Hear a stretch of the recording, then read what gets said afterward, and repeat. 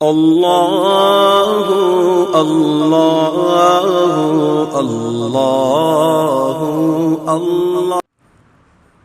میں نے بار بار اس پر بیان کیا نا کہ اسلام کی صفائی اندر سے شروع ہوتی ہے، اکثر غیر مسلموں کی صفائی باہر سے، باہر زیادہ صاف، انٹیریئر جتنا اندر جائیں گے نا اتنا گندا ہوتا چلا جائے گا معاملہ، سب نہیں، عمومی طور پر ایک بات کر رہا ہوں۔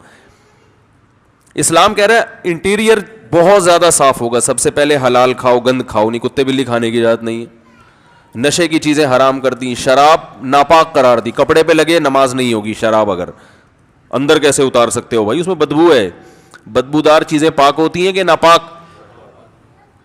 اندر نہیں اتار سکتے، گند ہے، گند، خون نہیں پی سکتے۔ ایسے قوم بھی ہے نا، میں نے وہاں تنزانیہ میں ایک جنگلی لوگوں کی ویڈیو بنائی تھی جو خون پیتے ہیں جانور کا، عجیب ان کے چہروں میں وحشت، تو خون نہیں پی سکتے، یہ گند ہے، آپ کھاؤ اچھی پاکیزہ چیزیں۔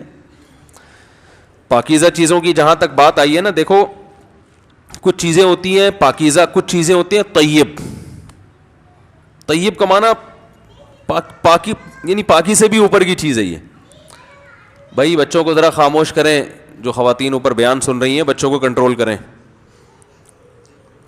تو یار عادل بھائی آپ جا کے ذرا کنٹرول کریں، بچوں کو شور کر رہے ہیں۔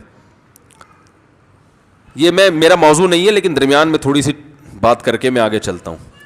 ہم لوگ جو خوراکیں کھاتے ہیں نا وہ ہے حلال پاکیزہ، روٹی ہے، چاول ہے، آلو ہے، چپس ہے، پکوڑے ہیں، سموسے ہیں، رول ہیں، پراٹھے ہیں، صحیح ہے نا، گھی ہے، یہ کیا ہے؟ حلال چیزیں۔ یہ کھائیں گے طاقت آئے گی، نارمل زندگی گزاریں گے۔ کچھ چیزیں ایسی اللہ نے پیدا کی ہیں جو آپ کو بالکل نکھار کے رکھ دیں گی، یعنی اس سے جو خون بنتا ہے نا بڑا خاندانی قسم کا بنتا ہے خون، آپ کے چہرے پہ چمک پیدا ہو جائے گی، آپ ہڈو بچو ہو جاؤ گے۔ اور میں کیسے ڈیفائن کروں سمجھ میں نہیں آ رہا نا، صحیح ہے نا۔ وہ ہے زیتون، انجیر اور شہد، دودھ، کھجور، سمجھ رہے ہو؟ نہیں سمجھ رہے؟ دودھ وہ نہیں جو بھینس سے نکالا، انجیکشن لگا ہوا، پھر اس نے گوالے نے اپنا دودھ بھی ملایا اس میں، یعنی جو اس کے پاس پاؤڈر واڈر اویلیبل تھا، پھر اس کو آپ نے بوائل کیا، پھر فریج میں رکھ دیا، 3 دن بعد اس کی جو اجزائے ترکیبی ہے نا، یعنی اس کا فارمولا ہی چینج کر دیا ٹھیک ہے۔ دودھ کا ایک ڈاکٹروں کی نظر میں فارمولا ہوتا ہے، دودھ جب فریز ہوتا ہے نا تو باندی پن پیدا ہو جاتا ہے اس میں، تو دودھ کے صحیح فائدے اٹھانے ہیں نا، بالکل ہٹو بچوں قسم کا دودھ پینا ہے، تو ادھر جانور کے تھن سے دودھ نکالا اور فوراً پی گئے۔ یہ والا دودھ آپ چند دن پی کے دیکھیں، اپنی صحت دیکھنا، اپنا پیٹ کا سسٹم دیکھنا، آپ ایسیڈیٹی ختم اور زبردست ہٹو بچوں کام ہو جائے گا آپ کا۔ ہم تو پیتے ہیں فریج کا یا بوائل کر کر کے، ملائی اس کی الگ ہو جاتی ہے، اس کی جو قدرتی جو اس کی جو ترکیب ہے نا وہ چینج ہو جاتا ہے اس میں۔ تو خیر زیتون کھائیں، یعنی پئیں ٹھیک ہے، انجیر ہے، کھجور ہے۔ ہمارے نبی صلی اللہ علیہ وسلم کے گھر حضرت عائشہ فرماتی ہیں 2 مہینے کھجور اور پانی کے علاوہ کچھ بھی نہیں کھایا جاتا تھا۔ اللہ تعالیٰ پیغمبروں کے لیے جس قسم کی خوراک کا سلیکشن کرتے ہیں نا وہ سب سے بہتر خوراک ہوتی ہے ہر لحاظ سے۔ نبی صلی اللہ علیہ وسلم نے چاول نہیں کھائے، وہ الگ بات ہے کہ چاول عرب میں تھے ہی نہیں، لیکن اللہ نے ایسی چیزیں پیدا ہی نہیں ہونے دی وہاں پہ کہ پیغمبر کھائیں اور پھر ہمارے لیے وہ سنت بن جائے۔ ابھی دیکھو یہ بیٹھے ہوئے ہیں نا ماشاءاللہ، بتانے میں کوئی حرج تو نہیں ہے، یہ وہاں یو ایس اے آرمی میں، یو ایس اے کس میں ہے بھائی؟ ڈپارٹمنٹ میں ہے وہ، اس میں گورنمنٹ ڈپارٹمنٹ میں، ان کو ایسے شعبے میں ہے، سیکیورٹی سے ان کا تعلق ہے نا، وہاں پولیس سے تعلق ہے، بتا دیتا ہوں یار، اس میں کوئی حرج تو نہیں ہے، کوئی آپ ہمیں پکڑو گے تو نہیں نا۔ تو یو ایس اے کی پولیس میں ہے یہ، تو ان لوگوں کی ٹریننگ بہت ٹف قسم کی ٹریننگ ہوتی ہے۔ جب یہ پچھلے سال مجھ سے ملنے آئے تھے ماشاءاللہ کافی اچھے موٹے تازے تھے یہ۔ اب یہ جب ملنے کے لیے آئے تو میں نے کہا باقی کہاں ہیں آپ؟ ہیں تھوڑے سے آئے ہیں آپ، تھوڑے سے، باقی کہاں گئے آپ؟ ایسے سلم اسمارٹ ہو گئے یہ. اور ماشاءاللہ انہوں نے طلاق یافتہ خاتون سے شادی بھی کی ہے جس کے بچے بھی ہیں, اور یہ ابھی اپنی ستیلی بیٹی کو لے کے بیٹھے ہیں بیان سننے. تو یہ بھی ایک خوشی کی بات ہے. کیا خیال ہے؟ تو ابھی نماز سے پہلے میں نے ان سے پوچھا یار آپ ماشاءاللہ بالکل ہی فٹ فاٹ ہو گئے, تو آپ لوگوں کو وہاں جب ٹریننگ کے دوران کچھ خوراک پر بھی ظاہر ہے سمجھایا جاتا ہوگا کہ ہم تمہیں بھگا رہے ہیں, ایسا نہ ہو کچھ ایسی چیزیں کھا لو گے یہ بھاگنا سارا ضائع ہو جائے, تو کچھ خوراک میں بھی وہ گائیڈ کرتے ہیں. انہوں نے کہا بھائی چاول کھانے کی اجازت, بولو بھائی نہیں, تو چاول کھائیں آپ, میں منع نہیں کر رہا, ہم بھی کھاتے ہیں, لیکن ظاہر ہے چاول کیا ہے, اس میں نشاستہ زیادہ ہے, اس میں شکر زیادہ ہے, تو توند بھی نکلتی ہے, پھولتا بھی ہے آدمی. تو ہمارے نبی صلی اللہ علیہ وسلم نے ایسی غذائیں استعمال کی ہیں کہ ان کو کھا کے موٹاپا نہیں آتا. وہ الگ بات ہے وہ عرب میں تھی وہی, لیکن اللہ ایسی چیز پیدا ہی نہیں کرتا پیغمبروں کے لیے نا کہ وہ کھائیں اور ہمارے لیے وہ ایک نمونہ بن جائے. اگر نبی صلی اللہ علیہ وسلم کے پاس چاول ہوتے اور آپ کھا رہے ہوتے تو ہم کہتے ہفتے میں 6 دفعہ چاول کھانا سنت ہے.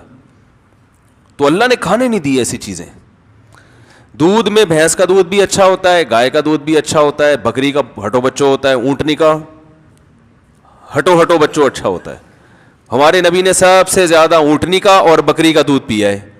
آپ ریسرچ کر کے دیکھ لو, اس میں فیٹ کم ہوتا ہے, موٹاپا نہیں آتا.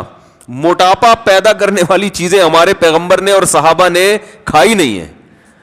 اونٹنی کا دودھ اور بکری کا دودھ, یہ چیزیں یہ موٹاپا نہیں پیدا, اس میں فیٹ نہیں ہوتا اونٹنی کے دودھ میں, اور جگر کے لیے بہت اچھا ہوتا ہے. پھر جو کھائیے, گندم بہت کم کھائیے. تو کھجور تو مستقل آپ کھجوریں کھاتے رہیں, عادت ڈالیں, آپ دیکھو آپ کے چہرہ پہ ایسی فریشنس آ جائے گی نا, کیونکہ آپ صلی اللہ علیہ وسلم نے فرمایا افطار کس سے کرو, کھجور سے.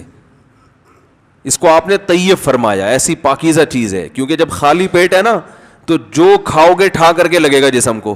تو ایسے موقع پہ گٹکا بھی کھا سکتے ہو, اس وقت جو گٹکے کا اثر ہوگا وہ بھرے ہوئے پیٹ نہیں ہوگا.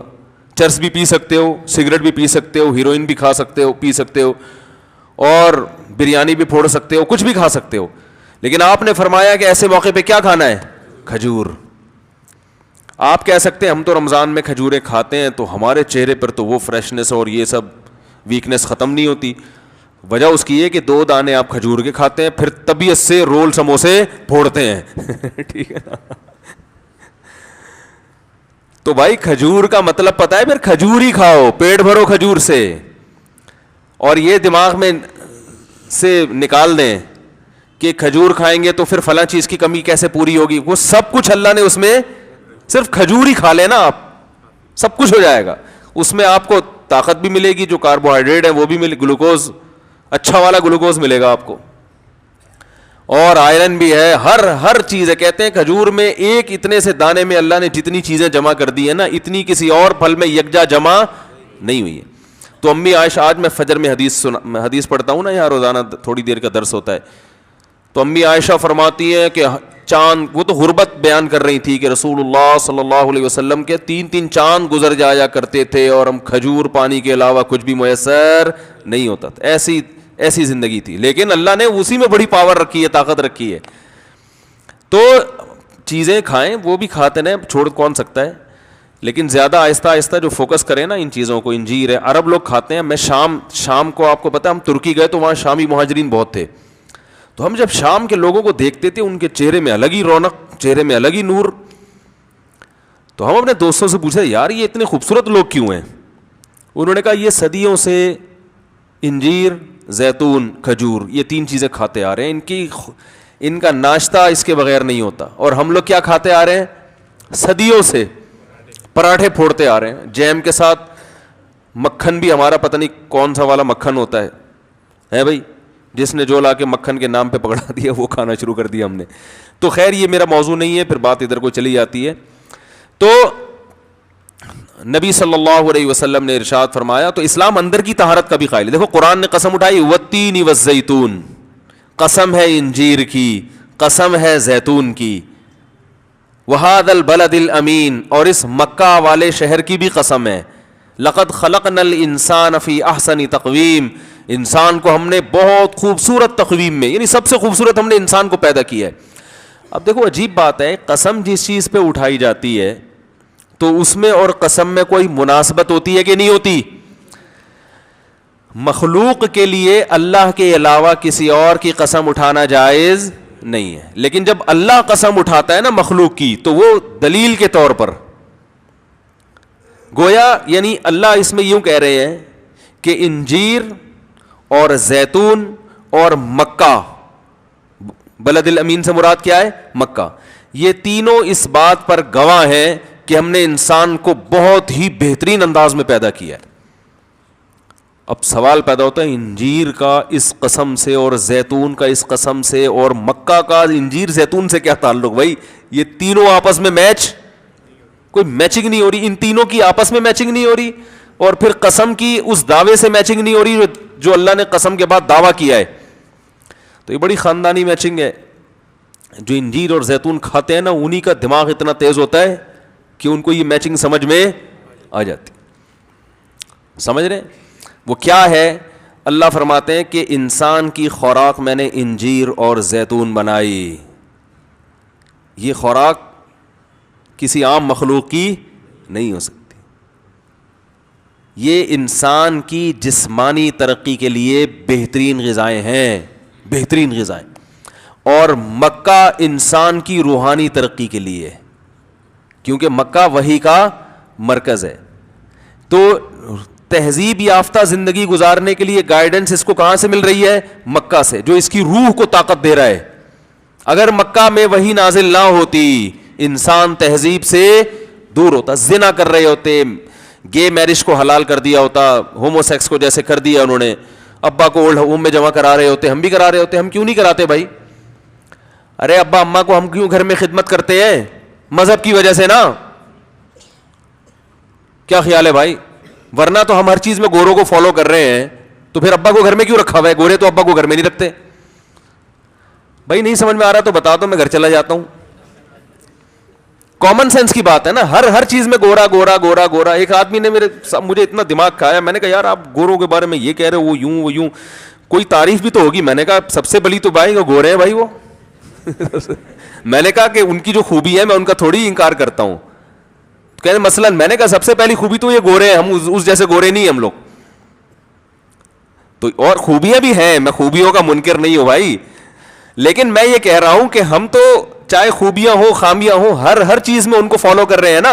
گورے ہونے کے علاوہ بھی خوبی ہے، یہ نہیں کہ صرف گورے ہی ہونا ہے، اس کے علاوہ بھی کچھ خوبیاں ہیں ان کے اندر. دو نمبریاں نہیں ہے، منافقت نہیں ہے، یہ سب چیزیں نہیں ہیں وہاں پہ. تو اب کیا ہے کہ ہر چیز میں ان کو فالو کر رہے ہیں. تو اس اصول کے تحت تو ہمیں اپنے ابا اماں کو کہاں جمع کرا دینا چاہیے تھا، لیکن نہیں جمع کراتے. بھائی مذہب ہے یار، اللہ اس کے رسول کا حکم ہے تو عذاب آئے گا.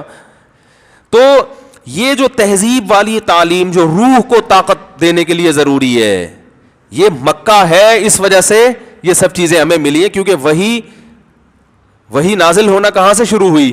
مکہ سے. تو مکہ مرکز ہے جس سے انسان کو گائیڈنس ملی، روحانی زندگی، روحانی طاقت ملی. اور اللہ فرماتے ہیں تمہاری جسمانی طاقت کے لیے کیا رکھا ہے میں نے؟ انجیر اور زیتون. اس سے پتہ چلتا ہے کہ انسان عام مخلوق سے ہٹ کر ہے، اس کی روحانی ترقی کی بھی انتظام ہم نے کیا ہے. اور باڈی کو بہترین خوبصورت بنانے کے لیے جو غذائیں ہم نے اس کو دی ہیں وہ بھی انجیر اور زیتون جیسی خاندانی غذائیں ہیں. اس سے پتہ چلتا ہے انجیر اور زیتون کیا چیز ہے. سمجھ رہے ہو کہ نہیں سمجھ رہے؟ لیکن زیتون پکا کے نہیں کھایا کریں، اس میں نقصان ہوتا ہے. آپ کون سا کھا رہے ہیں گھر جا کے؟ تو کھانا تو وہی ہے جو چل رہا ہے مارکیٹ میں. ٹھیک ہے.